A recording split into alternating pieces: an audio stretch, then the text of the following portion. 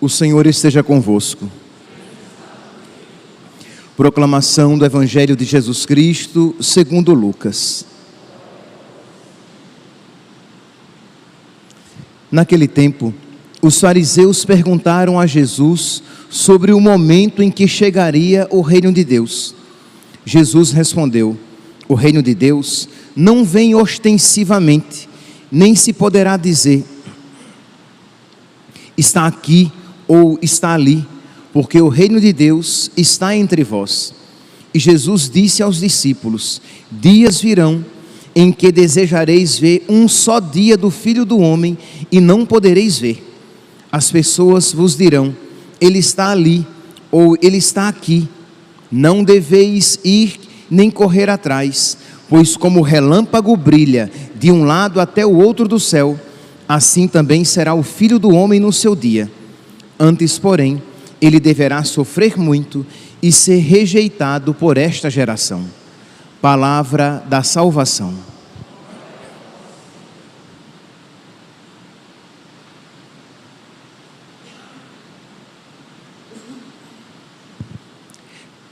Caríssimos irmãos e irmãs, o Evangelho de hoje, retirado do capítulo 17 de São Lucas, nós ouvimos aqui essa seguinte pergunta dos fariseus. Os fariseus perguntaram a Jesus sobre o momento em que chegaria o reino de Deus, isto é, quando o reinado de Deus se estabeleceria definitivamente, quando seria a vinda vitoriosa, gloriosa e final do Messias.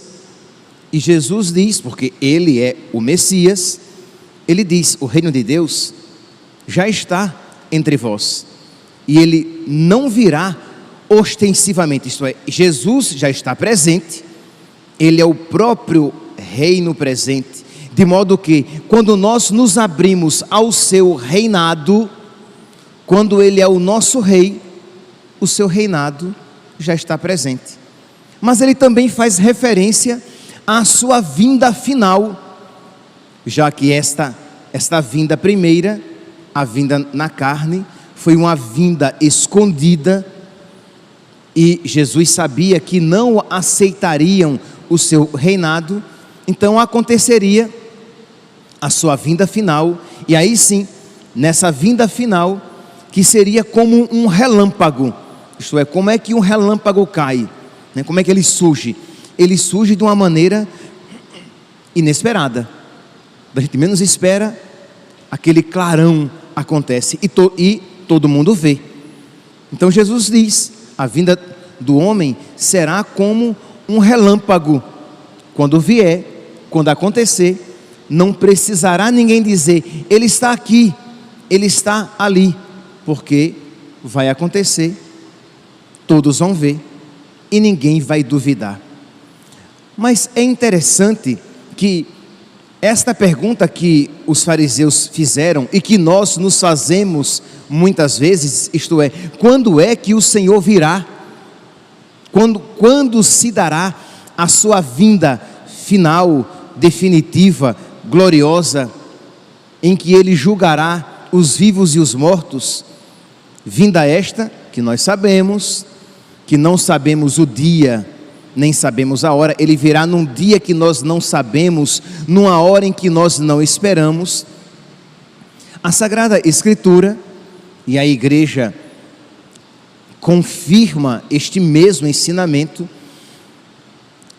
nos ensinam, a Sagrada Escritura e o Magistério e a tradição, nos ensinam que a vinda do Senhor será precedida por sinais. Nós não sabemos o dia, nem conhecemos a hora, mas os sinais que precederão a vinda do Senhor nos foram dados. Nós conhecemos os sinais. Sinais estes, é verdade, que eles se repetem na história, mas que eles se tornarão cada vez mais evidentes. Se vocês pegarem o Catecismo da Igreja Católica, a partir do número 668, quando se reflete a respeito daquela afirmação do credo: ele virá julgar os vivos e os mortos. Então, 668, 668. Vocês podem depois pegar em casa e ler, e vai falar ali a respeito da vinda do Senhor. E a partir do número 674, vai falar desses sinais que precederão a vinda de Cristo.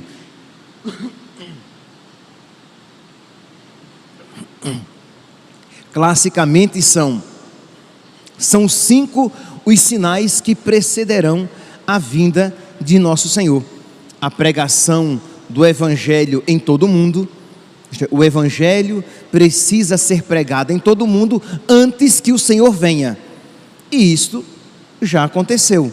Isto é, quando se diz que o Evangelho tem que ser pregado em todo o mundo, não significa necessariamente particularmente em toda a localidade mundial, mas que o Evangelho tenha se espalhado pelo mundo inteiro, e isso, inegavelmente, já aconteceu.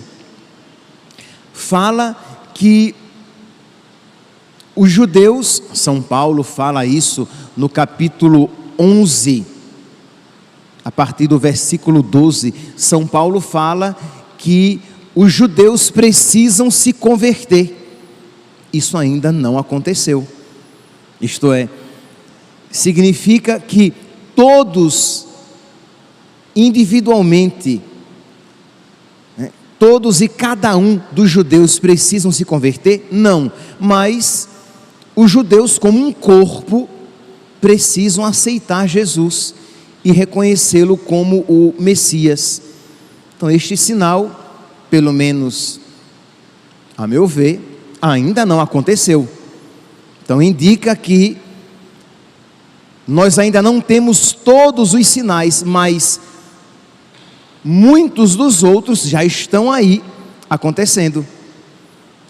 Um outro sinal, o terceiro sinal, é a grande apostasia, a vinda do anticristo, em que Cristo, aderir a Cristo, em que os mandamentos de Cristo, em que o Evangelho se tornará crime e o pecado se tornará lei. Isso já está acontecendo. Isto é, uma grande apostasia das nações, uma grande apostasia dos povos, uma grande apostasia das pessoas, e pessoas estas muitas que se dizem pertencer à igreja, que viraram as costas para Cristo. Isto é, que não regem mais a sua vida pelo Evangelho, pela palavra de Deus, pela revelação, mas por aquilo que propõe o mundo. Então nós não podemos negar que isso já está acontecendo. Nações inteiras, outrora cristãs, católicas, e que agora se tornaram mundanas, que riem de Cristo, que blasfemam contra Cristo, que maldizem Cristo e que perseguem o seu Evangelho. Isso já está acontecendo. Imagine que em nações da Europa católica, que dependendo da circunstância, se você por acaso falar que algo é pecado, aquilo que sempre foi pecado naquela nação católica, hoje, se você isso disser, você pode ser condenado à prisão. Se você falar mal a respeito do aborto, em alguns lugares, por exemplo, agora vamos sair da Europa, nos Estados Unidos, na Inglaterra, se você rezar diante de uma clínica abortiva, de uma clínica de aborto, se você rezar ali em silêncio, se colocar ali diante, e as pessoas saberem, e as pessoas souberem que aquela pessoa ali está em silêncio, rezando para que abortos não sejam realizados naquele lugar, aquela pessoa pode ser presa, como já aconteceu e está acontecendo. Se você, em muitos lugares da Europa, se você ensinar aos seus filhos que se você nasceu menino, você será menino, se você nasceu menina, você será menina, e que tudo que vá além disso é rebelião contra Deus, é revolta contra Deus, é pecado. Se você disser isso, você pode perder até a guarda dos seus filhos e ser preso, porque você está gerando uma criança homofóbica, uma criança fundamentalista, uma criança cheia de ódio no seu coração, quando o que você está fazendo é ensinando a ela o Evangelho, é ensinando a ela a palavra de Deus, dizendo a ela que Deus criou o homem para a mulher e a mulher para o homem, e dizer que tudo que passa disso é abominação, é pecado, e que nós temos que fugir dessas práticas. Ora, se isso você disser, e se você for descoberto, você será incriminado. Uma pessoa que seja sabidamente desta posição, por exemplo, uma pessoa assim, ela não consegue nesses países adotar uma criança, mas se for uma pessoa vestida, trajada como tal, uma pessoa que adere a essa ideologia e se apresentar como tal, uma pessoa biologicamente homem e que se apresenta como mulher, não terá dificuldade nenhuma de adotar uma criança. Então, assim, escolas que têm que ter pessoas assim, tem que ter cotas para que eduquem os nossos filhos nesta mentalidade. E se os pais se opuserem a que essas pessoas sejam professores e professoras, ou professores, sei lá qual é o termo que se deve utilizar, que até a linguagem tem que ser mudada para se adequar à ideologia. Pois bem, se esses professores, professoras, professoros, se um pai se opuser à presença deles educando os seus filhos, pode ser preso, porque ele tem discurso de ódio, ele é um desequilibrado, porque ele está contrário a isto que o mundo apresenta como bom, mas a palavra de Deus apresenta como pecado. E nós aqui poderíamos ir além com tantos e tantos outros exemplos que mostram que o mundo está preparado para receber o anticristo, porque muitos outros anticristos já vieram e já estão presentes. Então, o grande representante que fará com que, de uma maneira drástica e absoluta, as nações e a humanidade virem as costas para Cristo, ainda não apareceu, mas o mundo já está preparado para isso. Então, a pregação do Evangelho em todo o mundo, a conversão dos judeus, a grande apostasia, o anticristo, a perseguição da igreja, a perseguição que a igreja sofrerá. Eu me referi aqui ao catecismo, os números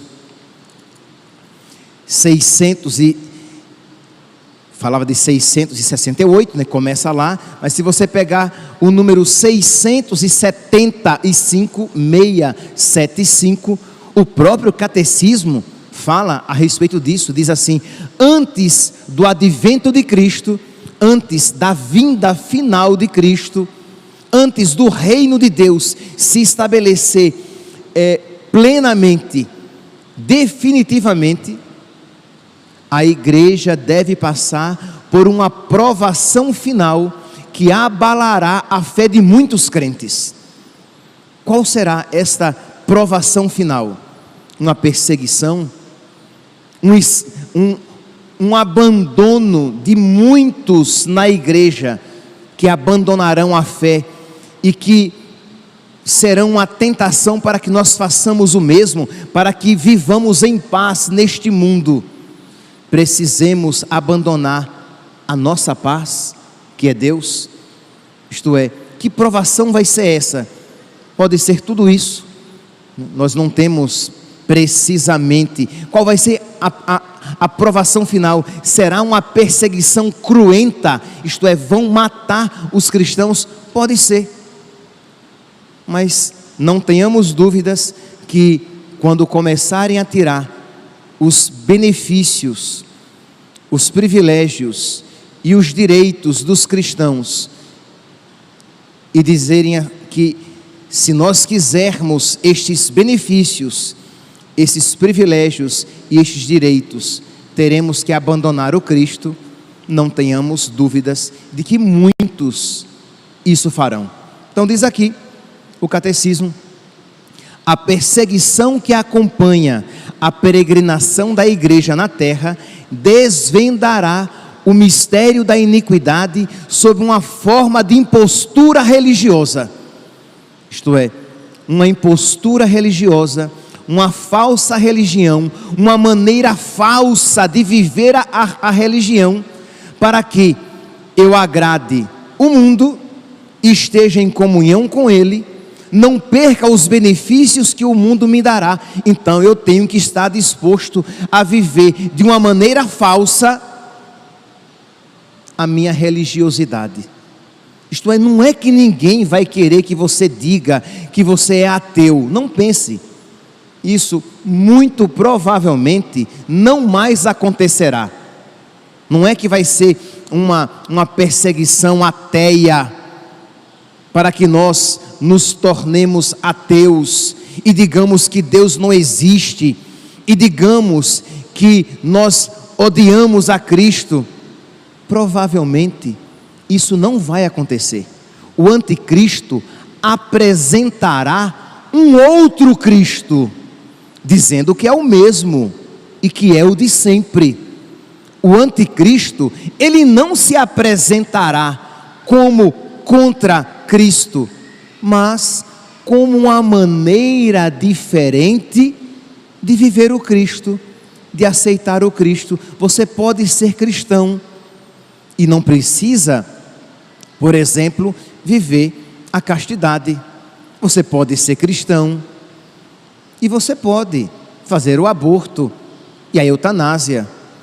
Você pode ser cristão, católico e viver como uma pessoa que tem atração por uma outra pessoa do mesmo sexo, tendo uma vida íntima e sexual com ela. Aí você pode ser cristão, católico. Não precisa abandonar tudo isso. Para ser cristão católico, dirão, não precisa renunciar-se a si mesmo, tomar a cruz. Não, isso aqui é uma visão antiga. Você pode pertencer àquela ideologia das letras, né? LGB e aí vai XYZ. Você pode ser assim, viver assim e ser cristão católico numa boa. E aí, percebe? Você abandonou Cristo, mas para muitos parecerá que você isso não fez. Então, diz aqui o catecismo, ele fala a respeito de uma impostura religiosa que há de trazer aos homens uma solução aparente aos seus problemas à custa da apostasia da verdade. Isto é, nós vamos abandonar a verdade ensinada por Cristo e teremos paz e segurança.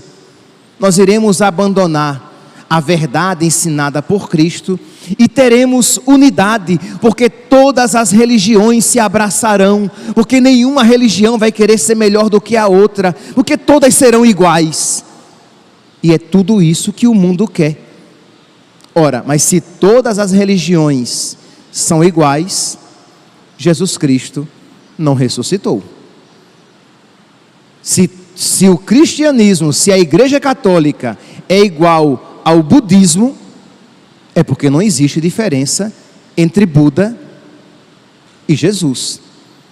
Se vale tanto ser católico como ser muçulmano, vale abraçar Jesus, acolher Jesus como Maomé.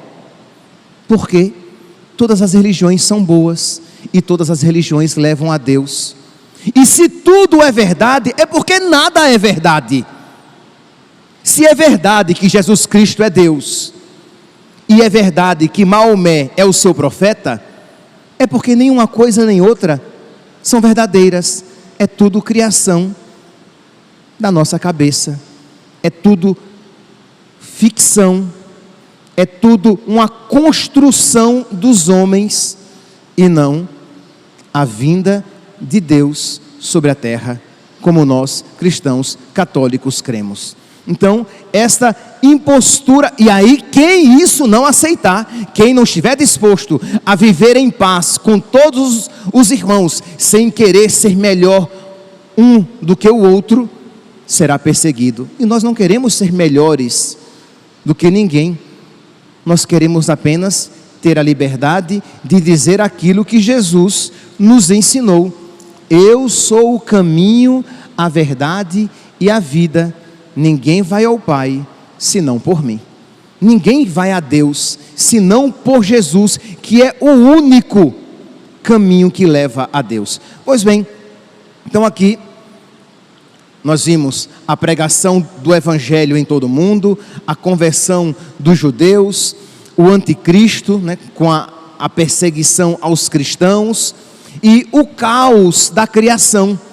É o último sinal que classicamente se apresenta como a preparação para a vinda de Cristo, que será precedida, isto é, que o mundo entrará numa situação caótica. Se vocês pegarem o livro do Apocalipse, no capítulo 6, a partir do versículo 1, vocês vão encontrar aqueles clássicos 4 cavaleiros do Apocalipse, que são enviados sobre o mundo. O primeiro é o cavaleiro branco, é Cristo. E é interessante que depois vem a guerra, a fome e a peste. Mas o primeiro é Cristo, quer dizer, parece que, nossa, esses 4 cavaleiros, o que é que Jesus está fazendo com tão ruins companheiros? Para mostrar que a guerra, a fome e a peste estão submetidas a Ele. Nada acontecerá sem a sua permissão. Ele é rei, Ele é o Senhor do universo, e tudo aquilo que acontecer concorrerá para o bem daqueles que amam a Deus. Tudo estará submetido à sua palavra. Ele tem o mundo em suas mãos. Nós podemos ver até ali, na própria imagem do nosso padroeiro. Ele tem o mundo em suas mãos. Nada acontece sem que esteja debaixo do seu olhar. Então, pois bem, o primeiro cavaleiro é o cavaleiro branco, que sai, diz aqui: vi aparecer então um cavalo branco, o seu cavaleiro tinha um arco, foi-lhe dada uma coroa, e ele partiu como vencedor para tornar a vencer. Então nada que acontecerá, acontece de fora do seu domínio. Depois vem o cavalo vermelho, com a guerra, o mundo que será tomado cada vez mais pela guerra, e isto precederá a vinda e vitória final de Cristo. Depois o cavalo preto, que significa a carestia e a fome, isto é, que se tornará cada vez mais presente no mundo, esta grande fome. Depois o cavalo de cor estranha, amarelo esverdeado, acinzentado, que é a morte, que é a peste, que tomará conta de muitos lugares do mundo. E o problema, meus santos, é que com todos esses sinais, isso não significa que necessariamente as pessoas vão se converter.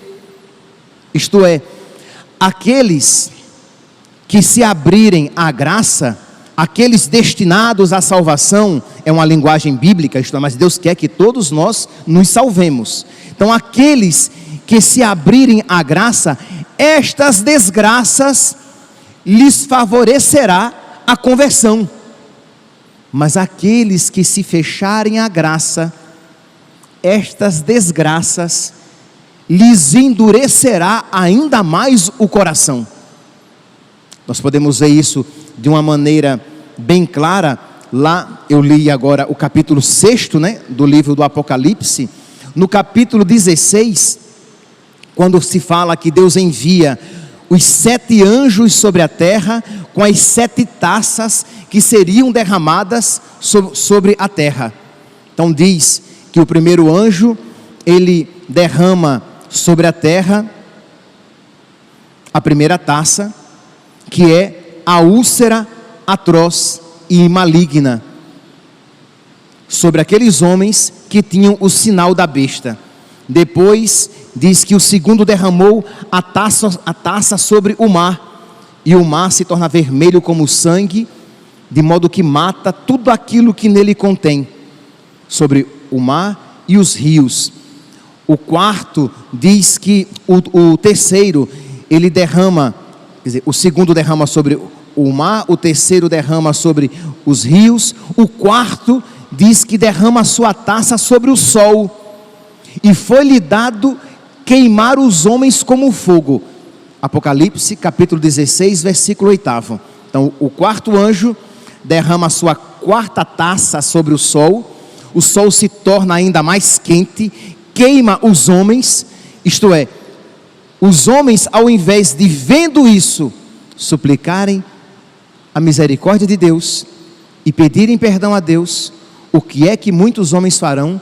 Blasfemarão contra Deus. Versículo 9: e os homens foram queimados por grande calor, e amaldiçoaram o nome de Deus, que pôde desencadear esses flagelos, e não quiseram se arrepender e dar glória a Deus.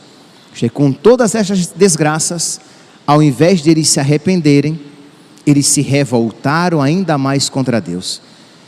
Meus irmãos, nós poderíamos aqui seguir e meditar sobre refletir mais ainda sobre esses sinais que precederão a vinda de Cristo. Mas uma coisa precisamos pedir a nosso Senhor: a graça de acolhê-lo misticamente, porque Ele já está presente entre nós. Ele está presente quando nós recebemos a Eucaristia. Ele está presente dentro de nós. Ele está presente quando 2 ou mais se reúnem em seu nome. Ele está no meio de nós. Ele está presente quando nós nos colocamos em oração. Ele está presente como amigo no coração daquele que está em estado de graça. E se nós crescermos na amizade com Ele, presente em nós, quando os sinais da sua vinda final se tornarem plenamente presentes e começarem a acontecer, nós iremos, todos esses sinais, por mais difíceis que se apresentem, eles serão para o nosso benefício, eles concorrerão para o nosso bem, eles farão com que nós adiramos ainda mais a Deus, com que nós busquemos a Deus de uma maneira ainda mais decidida. Mas se nós vivermos agora a nossa fé de uma maneira laxa, se nós agora, quando Cristo quer estar presente misticamente nos nossos corações como amigo, se nós desprezarmos a sua amizade agora, quando por ocasião da sua vinda os sinais começarem a acontecer, se é que já não estão começando, quando os sinais começarem a acontecer, nós não só não reconheceremos a sua vinda, como odiaremos a sua vinda final sobre nós com o seu reinado. Que nós então, meus irmãos, que estamos nos preparando para a festa de Cristo Rei, que nós peçamos ao nosso padroeiro, a Cristo Rei, que nos conceda a graça de acolher o seu reinado nos nossos corações. Louvado seja nosso Senhor Jesus Cristo, para sempre seja louvado.